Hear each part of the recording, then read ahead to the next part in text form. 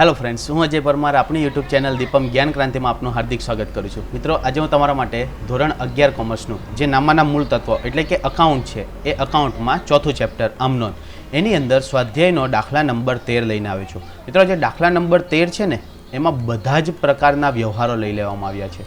શું કરવામાં આવ્યું છે? બધા જ પ્રકારના જે વ્યવહારો છે એ બધા જ પ્રકારના વ્યવહારોની શું છે, આમનોંધ આપણે કરવાની છે. એટલે કે આપણે જે બધા પ્રકારો જોઈ ગયા, ઘાલખાદને લગતા, ઉપજ ખર્ચને લગતા, માલને લગતા, ઉપાડને લગતા, અન્ય રીતે માલની જાવકને લગતા, બેંકને લગતા, લોનને લગતા, તો એ બધા જ વ્યવહારો આ જે દાખલા નંબર 13 છે એ દાખલા નંબર 13માં એક સાથે લેવામાં આવ્યા છે. તો ચાલો આપણે જોઈએ. એમાં કહેવામાં આવ્યું છે કે બધા જ પ્રકારના વ્યવહારોની આમનોંધ તમારે કરવાની છે. કોના ચોપડે કરવાની છે? તો મૌલિક શાહ એ શરૂ કરેલ શાહ ટ્રેડર્સના ધંધાના વ્યવહારોની આમનોંધ છે. એટલે હેડિંગ શું આવશે? તો શ્રી શાહ ટ્રેડર્સની શું આવશે? શ્રી શાહ ટ્રેડર્સની આમનોંધ. ઓકે, આ રીતે તમારે હેડિંગ કરવાનું છે. ત્યારબાદ શું કરવાના છે? આમનોંધના ખાના, તારીખ, વિગત, ખાપા એટલે કે ખાતા વહી પાના નંબર, ઉધાર રૂપિયા અને જમા રૂપિયા. ચાલો, સૌપ્રથમ વ્યવહાર છે, તારીખ છે 2014 જુલાઈ 1. તારીખ કઈ રીતે લખવાની છે? તો તારીખ લખવાની છે 2014. ત્યારબાદ આવશે જુલાઈ 1. શું આવશે? જુલાઈ 1. શું છે? 50,000 રોકડા, 20,000ના દેવાદાર, 10,000નો માલ સ્ટોક તથા 5,000ના લેણદારો લાવી ધંધો શરૂ કર્યો છે. હવે રોકડ આવે તો ઉધાર, દેવાદારો ઉધાર, માલ સ્ટોક ઉધાર, પરંતુ લેણદાર છે એ શું થશે? તો લેણદાર છે એ જમા થશે. લેણદાર શું થશે? જમા થશે. અને બાકીની જે વધારાની રકમ છે એ ક્યાં આવશે? મૂડી ખાતે. એટલે આમનોંધ શું આવશે? તો આમનોંધ કંઈક આવી આવશે આપણી રોકડ ખાતે ઉધાર. શું આવશે? રોકડ ખાતે ઉધાર. કેટલા રોકડા લાવે છે? તો રોકડા લાવે છે 50,000. બીજું શું લાવે છે? દેવાદાર. તો દેવાદાર ખાતે ઉધાર. દેવાદારની કઈ બાકી આવે? તો દેવાદારની પર ઉધાર બાકી આવે, માટે દેવાદાર ખાતે ઉધાર. કેટલા છે દેવાદાર? 20,000ના. ત્યારબાદ શું છે? માલ સ્ટોક. તો માલ સ્ટોક પણ શું થશે? ઉધાર. એટલે કે માલ સ્ટોક ખાતે ઉધાર. શું આવશે? માલ સ્ટોક ખાતે ઉધાર. કેટલાનો માલ સ્ટોક છે? તો 10,000નો. તે શું આવશે? લેણદાર ખાતે. શું આવશે? લેણદાર ખાતે. કેટલા છે લેણદાર ખાતે? 5,000. લેણદાર ખાતે કેટલા છે? 5,000. અને બાકીની રકમ ક્યાં આવશે? તો બાકીની રકમ આવશે તે મૂડી ખાતે. ક્યાં આવશે? મૂડી ખાતે. ઓકે, કેટલું થાય છે ટોટલ? તો 50 ને 20 70 ને 10 80. 80માંથી 5 જાય એટલે મૂડી ખાતે કેટલા લખાશે? તો મૂડી ખાતે લખાશે 75,000. કેટલા લખાશે? 75,000. ખ્યાલ આવી ગયો મિત્રો? આવા પ્રકારની આમનોંધ હશે અને હશે જ. પહેલી જ આમનોંધ હશે કે રોકડા લાવ્યા, દેવાદાર લાવ્યા, માલ સ્ટોક લાવ્યા અથવા તો લેણદાર લાવી ધંધો શરૂ કર્યો તેના બાબત જે શું આવશે? તો બાબત જે લખી દેવાની છે કે ઉપરની વિગતો લાવી ધંધો શરૂ કર્યો તેના. અને ત્યારબાદ શું કરી દેવાની છે? હવે લાઈન દોરી દેવાની છે. હવે મિત્રો, તમને આ બાબત જે અને લાઈન દોરી દેવાની તો વિગત હવે તમને ખ્યાલ આવી જ ગઈ હશે. બરાબર છે? ચાલો આગળ વધીએ. ત્યારબાદ છે વિજયા બેંકમાં 20,000 રોકડા ભરી ખાતું ખોલાવ્યું. શું કરાવ્યું છે? ખાતું ખોલાવ્યું એટલે તમારી પાસેથી રોકડ જઈ, પરંતુ ક્યાં ગઈ? બેંકમાં. કઈ બેંકમાં? તો બેંકનું નામ આપ્યું હોય તો બેંકનું નામ લખવાનું. એટલે શું આવશે? તો વિજયા બેંક ખાતે ઉધાર, તે રોકડ ખાતે. શું આવશે? તો આવશે વિજયા બેંક ખાતે ઉધાર, તે શું આવશે? રોકડ ખાતે. શું આવશે? રોકડ ખાતે.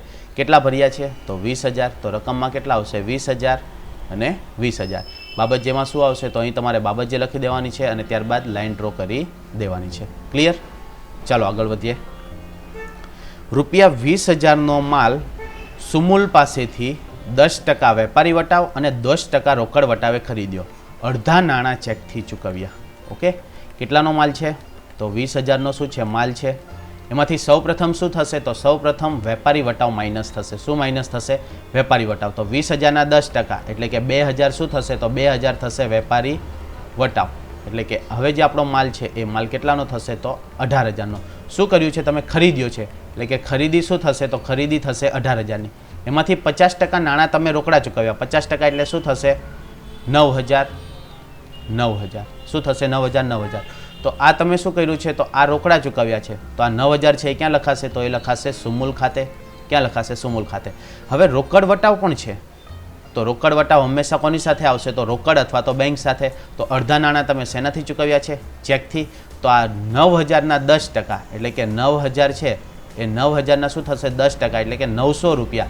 900 રૂપિયા તમારો શું આવશે? તો 900 રૂપિયા આવશે રોકડ વટાવ, અને વટાવ બાદ કરીશું એટલે તમારી પાસે કેટલા વધશે? તો 8100. એ કયા ખાતે લખાશે? તો બેંક ખાતે. કયા ખાતે લખાશે? બેંક ખાતે. અને જ્યાં બેંક ખાતું જશે ત્યાં પાછળ શું જશે? વટાવ ખાતું પણ જશે. તો ચાલો, તમે શું કરો છો? માલ ખરીદો છો. માલ ખરીદો છો એટલે કયું ખાતું આવશે? તો આવશે ખરીદ ખાતે ઉધાર. કયું ખાતું આવશે? ખરીદ ખાતે ઉધાર.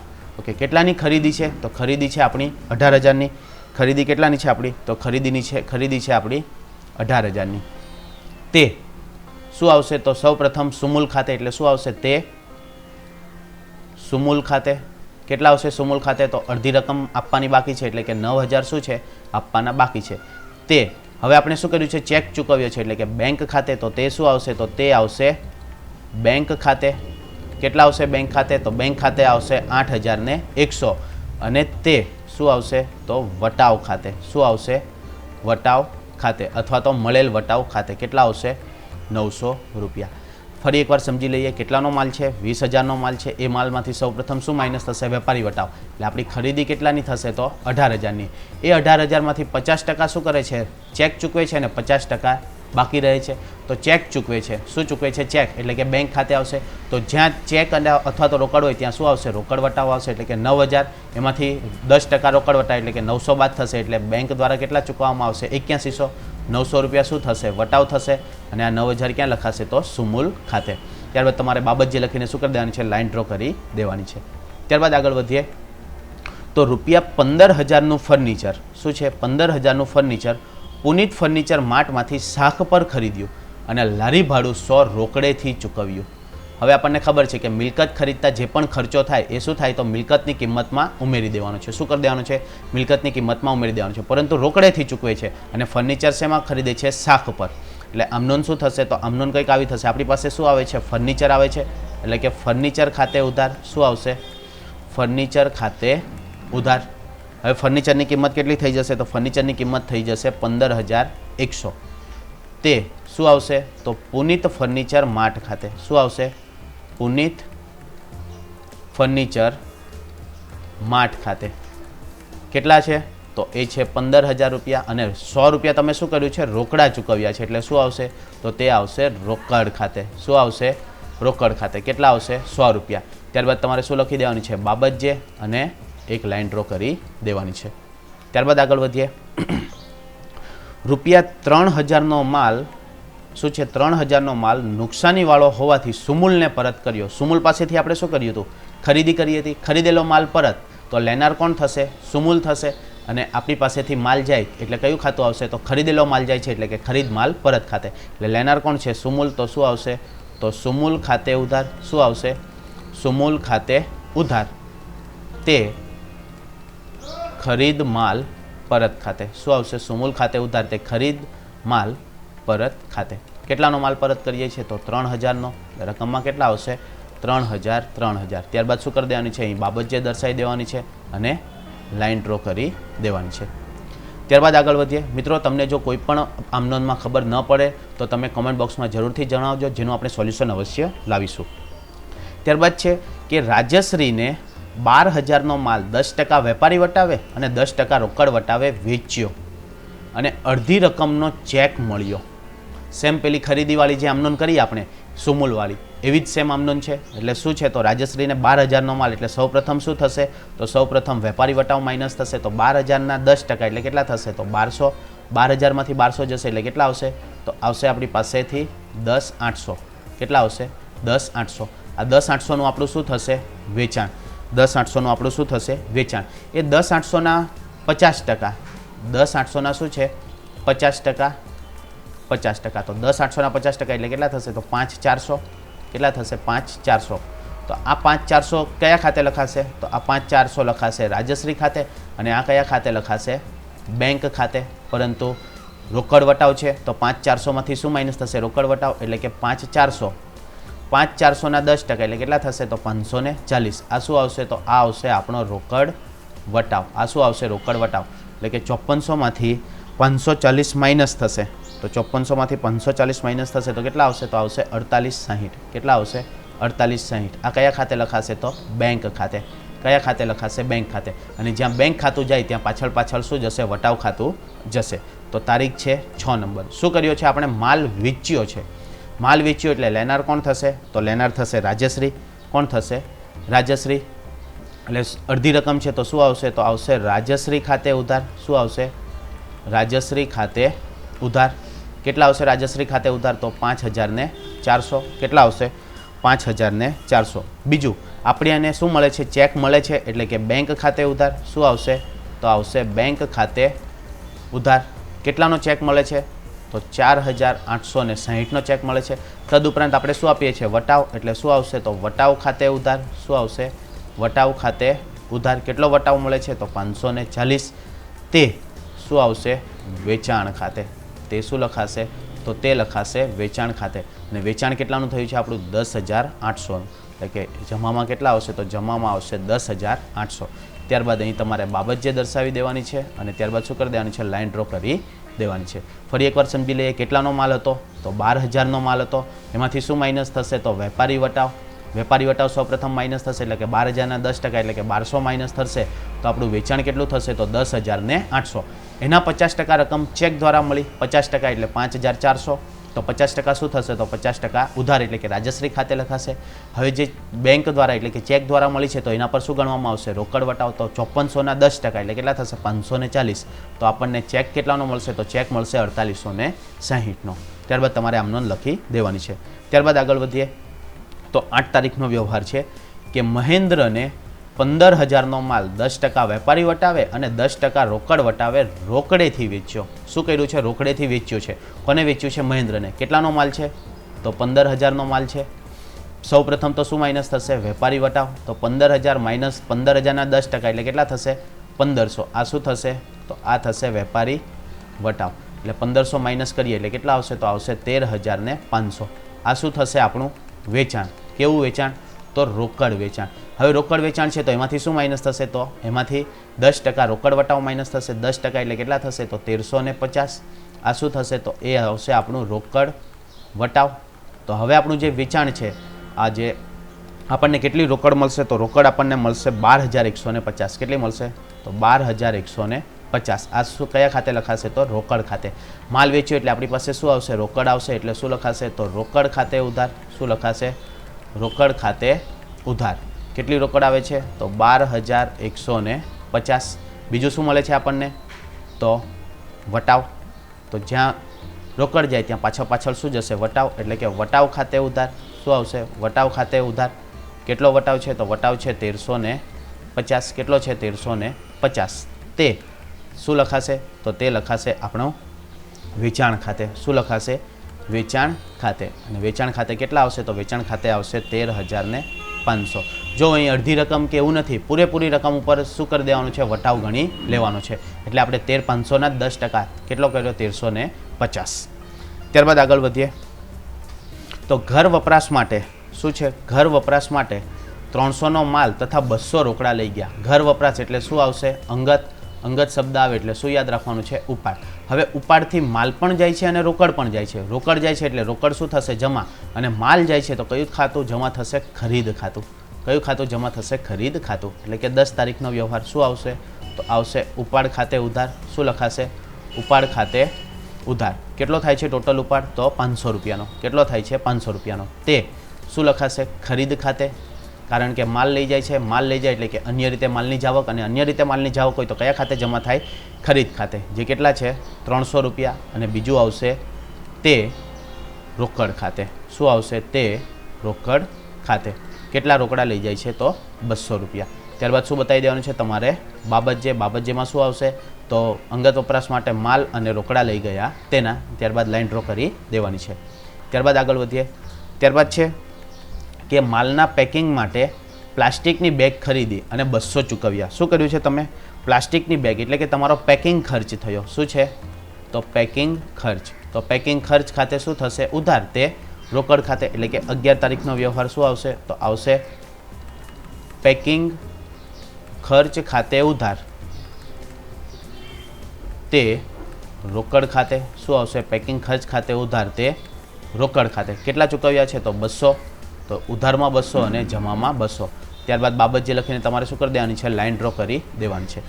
ત્યારબાદ છે 12 તારીખનો વ્યવહાર કે पगार अने मजूरीना शुं छे 2000 चेकथी चूकव्या। पगार अने मजूरी ए तमारा माटे शुं छे तो खर्च छे। खर्च होय तो हमेशा शुं आवे उधार, एटले के शुं आवशे तो आवशे पगार अने मजूरी खाते उधार। शुं आवशे पगार अने मजूरी खाते उधार ते रोकड़ खाते। शुं लखाशे रोकड़ खाते।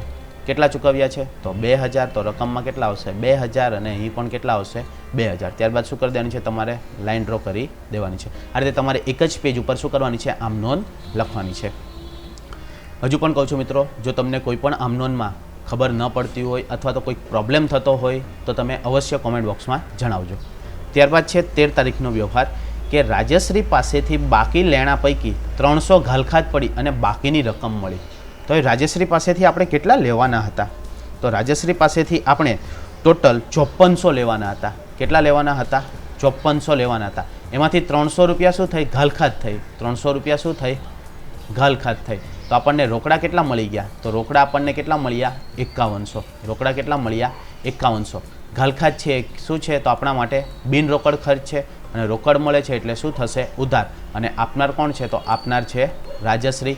तो 13 तारीखनो व्यवहार शुं आवशे तो आपणी पासे शुं आवे छे रोकड़ आवे छे एटले के रोकड़ खाते उधार। शुं आवे छे रोकड़ खाते उधार। केटला आवे छे रोकड़मां तो रोकड़मां आवे छे 5100।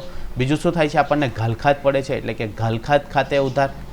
તો શું લખાશે ઘાલખાત ખાતે ઉધાર। કેટલી ઘાલખાત છે તો 300 રૂપિયા અને તે કોણ આપનાર છે તો રાજશ્રી ખાતે એટલે શું આવશે રાજશ્રી ખાતે। કેટલા આવશે તો એ આવશે 5400। ત્યારબાદ શું બતાવી દેવાનું છે તમારે બાબતજે। બાબતજેમાં શું આવશે તો રાજશ્રી પાસેથી લેણા પેટે 300ની ઘાલખાત પડી અને બાકીની રકમ રોકડી મળી तेना। अने त्यारबाद शुं करी देवानुं छे तो त्यारबाद तमारे ब्रेकेट बंद करीने नीचे अंडरलाइन करी देवानी छे। त्यारबाद आगळ वधीए। 14 तारीखनो व्यवहार छे के धंधामां वधु नाणांनी जरूर होवाथी एक्सिस बेंकमांथी 25,000 नी 12% व्याजनी लोन लीधी। क्यांथी लोन लीधी छे एक्सिस बेंकमांथी लोन लीधी एटले तमारी पासे शुं थयुं रोकड़ आवी। तो रोकड़ आवे छे अने लोन छे तमारा माटे शुं छे तो ए देवुं छे।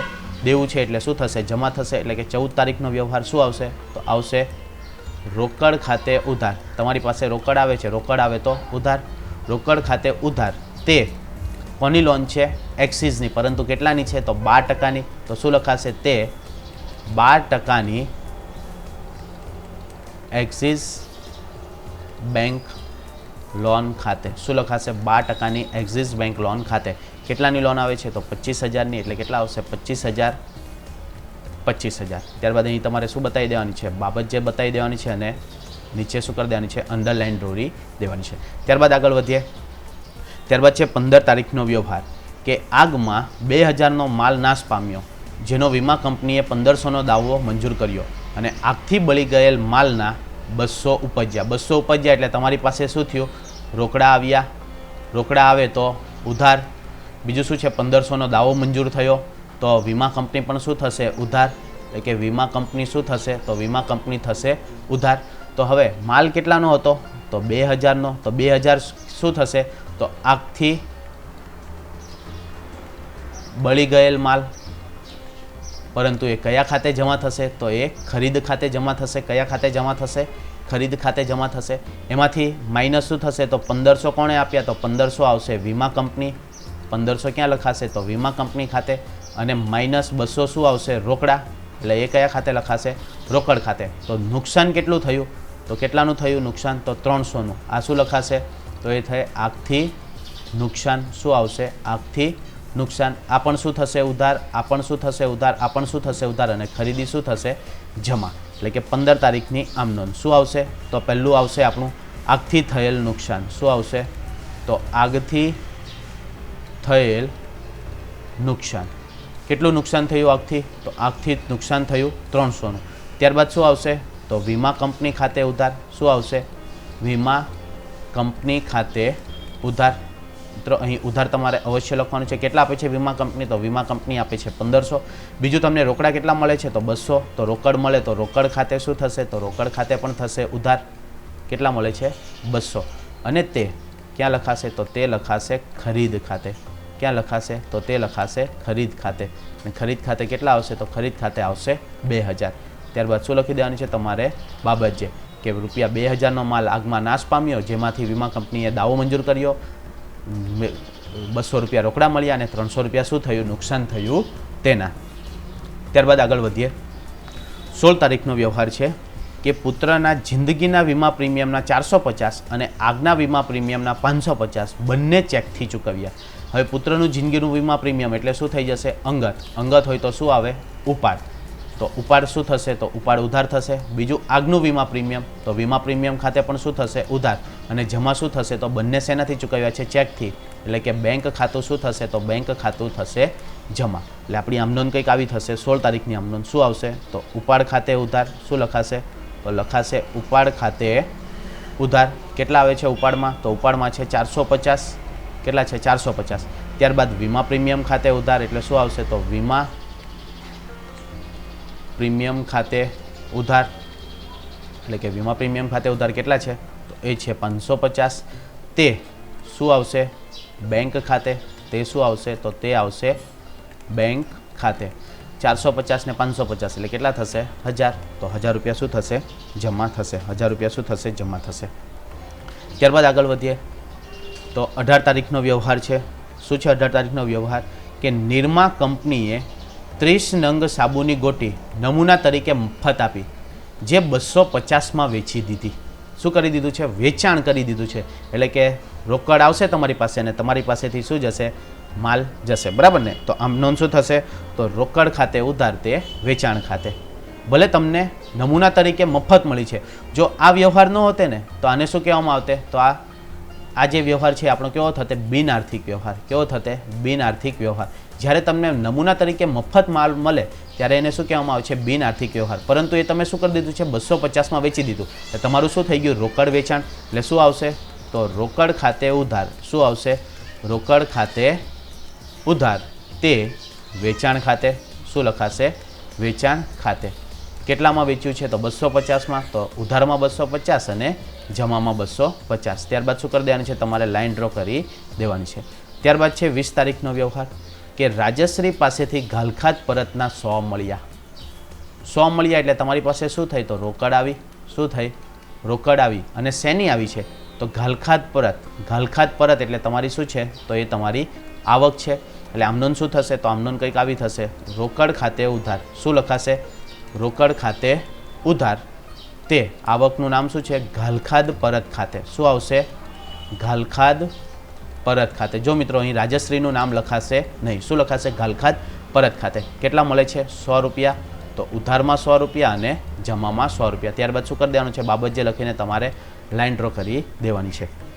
ત્યારબાદ આગળ વધીએ તો 25 તારીખનો વ્યવહાર છે, કે એક્સિસ બેંકની લોન પર 250 વ્યાજ બેંકે વસૂલ કર્યું. બેંકે વસૂલ કર્યું એટલે આપણા માટે શું થયો, ખર્ચ થયો. આપણા માટે શું થયો, ખર્ચ થયો. ખર્ચ થયો એટલે આપણી બેંક સિલક શું થાય, ઘટે. અને બેંક સિલક ઘટે તો બેંક ખાતું શું થાય, જમા થાય. બેંક ખાતું શું થાય, જમા થાય. એટલે કે 25 નંબરનો વ્યવહાર શું આવશે, તો લોનના વ્યાજ ખાતે ઉધાર. શું આવશે, તો આવશે લોનના વ્યાજ ખાતે ઉધાર. તે શું આવશે, તો તે આવશે એક્સિસ બેંકની લોન ખાતે. શું આવશે, તો તે આવશે એક્સિસ બેંક લોન ખાતે. કેટલા રૂપિયા છે, તો 250. 250. જો બેંકે વસૂલ કર્યું છે એટલે કે બેંકના ખાતામાં જ શું થશે, તો બેંકના ખાતામાંથી જ એ કપાશે. અને જ્યારે ઘટે બેંક સિલક ત્યારે બેંક ખાતું શું થાય, જમા થાય છે. ત્યારબાદ શું કરી દેવાનું છે, તમારે લાઇન ડ્રો કરી દેવાની છે બાબત જે લખીને. ત્યારબાદ છે 28 નંબરનો વ્યવહાર, કે અંગત મકાન ધોળવાનો ખર્ચ 2000 તથા દુકાન ધોળવાનો ખર્ચ થયો છે 1000. મિત્રો આ ધોળવાનો એટલે શું છે, તો જે રંગકામ કરવામાં આવે છે ને એ રંગકામને ધોળવું એમ પણ કહેવામાં આવે છે. એટલે કે અંગત મકાનના રંગકામનો ખર્ચ 2000 તથા દુકાનના રંગકામનો ખર્ચ 1000 થયો. હવે અંગત મકાન છે એટલે શું આવશે, તો ઉપાડ આવશે. તો શું લખાશે, તો ઉપાડ ખાતે ઉધાર. શું લખાશે, તો લખાશે ઉપાડ ખાતે ઉધાર. કેટલા છે ઉપાડમાં, તો ઉપાડમાં છે 2000. બીજું શું છે, તો દુકાન ખર્ચ. શું છે, દુકાન ખર્ચ એટલે શું લખાશે, તો લખાશે દુકાન ખર્ચ અથવા તો દુકાન રંગકામ ખર્ચ ખાતે ઉધાર. એ કેટલો છે, 1000. તે શું થશે, તો તે આવશે રોકડ ખાતે. કારણ કે ખર્ચ હંમેશા શેમાં થશે, તો તો રોકડ અથવા તો બેંક દ્વારા, એટલે ટોટલ કેટલા થશે? તો ટોટલ થશે 3000. ત્યારબાદ તમારે બાબતજી લખીને શું કરી દેવાની છે? તો લાઇન ડ્રો કરી દેવાની છે. ત્યારબાદ જોઈએ આપણા દાખલાનો છેલ્લો વ્યવહાર શું છે? તો ઇન્ટરનેટ જોડાણની ડિપોઝિટ 2000 ચેકથી ભરી. હવે તો તમે ડિપોઝિટ ભરો ને તો એ ડિપોઝિટ શું કહેવાશે? એક પ્રકારનું તમારું રોકાણ કહેવાશે. શું કહેવાશે? રોકાણ. કારણ કે ભવિષ્યમાં આ તમને શું મળશે? પાછી મળશે. ભવિષ્યમાં શું મળશે? પાછી મળશે. એટલે કે એક પ્રકારનું તમારું શું છે? રોકાણ. અને રોકાણની હંમેશા કઈ બાકી હોય? ઉધાર બાકી. એટલે આમનોન શું થશે? તો આમનોન તમારી થશે કે ઇન્ટરનેટ